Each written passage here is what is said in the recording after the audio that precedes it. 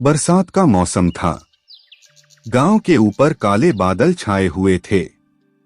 ठंडी हवा बह रही थी और कभी कभी बिजली की चमक पूरे गांव को पल भर के लिए रोशन कर देती थी।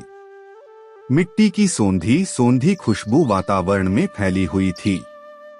यह वही गांव था जहां अमीरी और गरीबी दोनों अपने अपने अंदाज में जीते थे। गांव के किनारे एक पक्के रास्ते के पास चौधरी सेठ का एक मजबूत पक्का मकान खड़ा था। ईंट सीमेंट से बना, सफेद चूना पुताई से चमकता और लोहे के गेट से घिरा हुआ। उसके आंगन में मार्बल की टाइलें जड़ी थीं और अंदर शानदार सोफे, पंखे और सजावटी सामान रखा था। यह मकान गांव की शान माना जाता था। लेकिन उसी मकान के सामने गली के दूसरी तरफ बांस, लकड़ी और पूस से बनी एक झोपड़ी थी। देखने में साधारण, पर वह झोपड़ी 3 मंजिला थी। हाँ, गांव के सबसे गरीब मजदूर रामू ने अपने हाथों से यह झोपड़ी बनाई थी। रामू की 3 मंजिला झोपड़ी। रामू एक गरीब मजदूर था। दिन भर दूसरों के खेतों में काम करता और शाम को थोड़ा बहुत मेहनताना पाता। पैसे इतने कम होते कि ईंट सीमेंट खरीदना उसके बस में नहीं था, मगर उसके पास मेहनत, दिमाग और जुगाड़ की ताकत थी। रामू ने सोचा, अगर पक्का मकान नहीं बना सकता तो क्या हुआ? बांस, लकड़ी, रस्सी और पुराने टीन से मैं भी ऐसा घर बना सकता हूँ जहाँ मेरे बच्चे आराम से रह सकें। उसने धीरे धीरे सामान इकट्ठा किया। जंगल से लकड़ियां काटी, खेतों से फूस लाया और 3 प्लास्टिक के टुकड़े इधर उधर से जोड़ लिए। दिन रात मेहनत करके उसने झोपड़ी को 3 मंजिला रूप दे दिया। पहली मंजिल खाना बनाने और बैठने का कमरा, दूसरी मंजिल सोने और आराम करने का स्थान, तीसरी मंजिल बच्चों का खेलने का अड्डा और कुछ सामान रखने की जगह। बच्चे खुशी से कहते, हमारा घर तो 3 मंजिला है। गांव के लोग भी हैरान थे। वे हंसते और कहते, अरे यह कैसी इमारत है? लकड़ी और फूस की 3 मंजिल। तूफान आया तो उड़ जाएगी। रामू बस मुस्कुरा देता और कहता, मेरे घर को तूफान नहीं, मेहनत का सहारा है।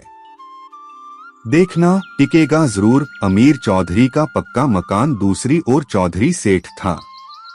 उसका मकान ईंट पत्थर का बना था। छत पर पानी की टंकी, घर में बिजली, पंखे और बड़े बड़े कमरे। चौधरी हर किसी के सामने घमंड करता, घर हो तो मेरे जैसा। यह रामू की झोपड़ी क्या काम की? असली ताकत तो पक्के मकान में होती है। कभी कभी वह रामू को चिढ़ाता, अरे ओ रामू, 3 मंजिल का ढेर बना लिया है, पर असली घर तो ईंट सीमेंट का होता है। तुम्हारी झोपड़ी एक हवा के झोंके से गिर जाएगी। रामू शांत स्वर में कहता, चौधरी जी, ईंट सीमेंट मजबूत होते हैं, पर मेहनत और समझदारी भी किसी से कम नहीं। एक दिन गांव में बहुत तेज तूफान आया। बादल गरज रहे थे, बिजली कड़क रही थी और बारिश मूसलाधार हो रही थी। हवा इतनी तेज थी कि पेड़ उखड़ने लगे, खेतों में पानी भर गया। चौधरी अपने पक्के घर में बैठकर आराम से टीवी देख रहा था। उसे पूरा भरोसा था कि उसका मकान अडिग खड़ा रहेगा। दूसरी ओर रामू अपने बच्चों के साथ झोपड़ी की रस्सियां कस रहा था, बांस की खंभों को मजबूती से बांध रहा था। उसकी पत्नी घबराई हुई बोली, इतनी तेज हवा में हमारी झोपड़ी कहाँ टिकेगी? रामू ने हिम्मत बंधाई, डर मत, यह घर मैंने दिल से बनाया है। हर बांस, हर रस्सी को मजबूत किया है। भगवान चाहेंगे तो कुछ नहीं होगा। बारिश और तूफान पूरी रात चलता रहा। चौधरी के मकान की छत से पानी टपकने लगा। एक कोने की दीवार में दरार आ गई। उसका पूरा परिवार घबराकर बाल्टियों और ड्रमों से पानी निकालता रहा। वहीं रामू की झोपड़ी हवा में डगमगाई जरूर, पर गिरा नहीं। बांस और रस्सियों की मजबूती से वह खड़ी रही। बारिश का पानी फूस की छत से टपका जरूर, पर ऊपर की मंजिलों ने बच्चों और सामान को सुरक्षित रखा।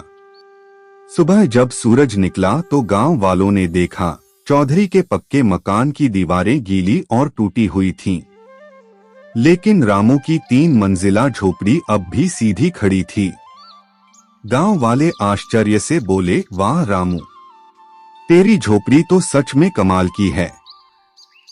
तूने हमें सिखा दिया कि घर की असली ताकत मेहनत और जुगाड़ में होती है, सिर्फ ईंट सीमेंट में नहीं। चौधरी ने शर्मिंदा होकर रामू से कहा, भाई, मैं तेरी झोपड़ी को मजाक समझता था, मगर तूने साबित कर दिया कि असली ताकत मेहनत और दिमाग की होती है। मेरे पास पैसा है, लेकिन तेरी समझदारी और हुनर मेरे पास नहीं। चौधरी जी, झोपड़ी हो या मकान, असली घर वही है जहां मेहनत, प्यार और अपनापन बसा हो। ईंट सीमेंट टिकाऊ होते हैं, लेकिन इंसान की सोच और जज्बा उससे भी बड़ा है। गांव वाले तालियां बजाने लगे। उस दिन से चौधरी ने घमंड छोड़कर हर गरीब अमीर को बराबर मानना सीख लिया।